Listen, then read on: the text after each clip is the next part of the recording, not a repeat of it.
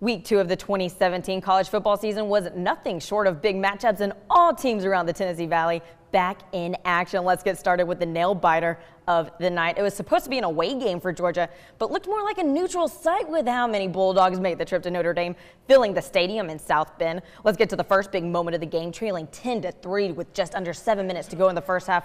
Bulldogs are 3rd and goal from the 6. Jake Fromm takes the snap and lobs the ball up to the back right corner of the end zone.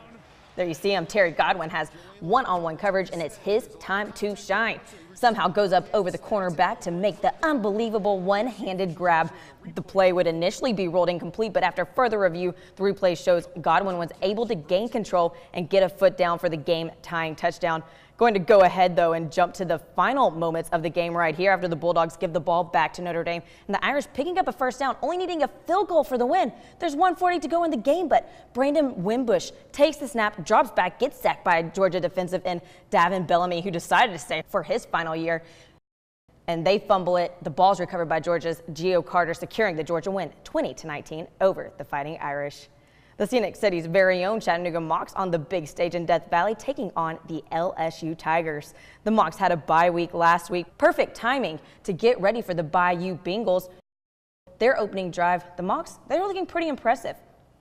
However, as you can see right here, they had to settle for that 22-yard field goal, but that puts them on the board first. It's 3-0, and they wouldn't put any more points on the board again, though, until the fourth quarter. The Mocs Bridges takes the handoff, goes 16 yards into the end zone for the touchdown. This one was in the Tigers' control, though. The SEC powerhouse takes this. LSU 45, Mocs 10. Let's now get to some of those earlier games. The 25th ranked Tennessee Volunteers hosted the Indiana State Sycamores in Tennessee's home opener. Let's go down to Shield Watkins Field at Neyland Stadium. Big play alert after a questionable slow start to the season. The Vols came out with a strong statement today as they received the opening kickoff from Indiana State, and freshman Ty Chandler catches it on the 9, runs it straight up the middle, only touched by one defender as he runs it back 91 yards into the checkerboards. It's 7-0 Vols. Running back Carlin Filsamy also had 2 touchdowns in the first half. His first one right here. QB Quentin Dormady hands off to the sophomore running back, who takes the ball up the middle to pay dirt. The TD drive burned 5 minutes off the clock, which was huge after the Vols' lack of possession time last week against Georgia Tech. Moving on to the second half, Dormady in the shotgun spots and connects with Callaway on Indiana State's 17. Callaway makes a move, shakes the D, and had clear sailing to the end zone. Callaway, a name that Vol fans are quickly getting used to hearing and loving. The Vols would go on to win it 42-7 over Indiana State. And now to Tuscaloosa, where the Crimson Tide hosted the Bulldogs from Fresno State. A lopsided matchup? Very likely. Only second play of the game, and Jalen Hurts broke away from 3 defenders, taking it 55 yards to the house, putting Bama up very early in this game, only 39 seconds into the game. It's 7-0. And let's talk some first half stats for him. 119 yards rushing in the first half for Jalen Hurts, who now has 4 career games with 100 or more rushing yards. He also has a new career high for rushing yards in a single game, playing 3 quarters, finishing with 154 yards rushing and 128 yards in the air, hitting 14 of 18 passes. The defense also playing strong until the end of the game. Fresno's Chasen Virgil is picked off by Anthony Averett. Averett takes it back 30 yards down to the Bulldogs 4.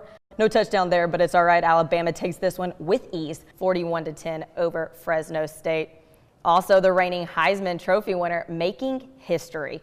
Louisville quarterback Lamar Jackson became the 2nd QB in FBS history and first from a Power 5 team to throw 300 yards and run for 100 in back-to-back games after picking up 393 yards through the air and 132 on the ground in a wild 47-35 Cardinals win over the North Carolina Tar Heels. And during the last NASCAR of the regular season at Richmond Raceway, it was an ambulance that was causing all the controversy. Check it out.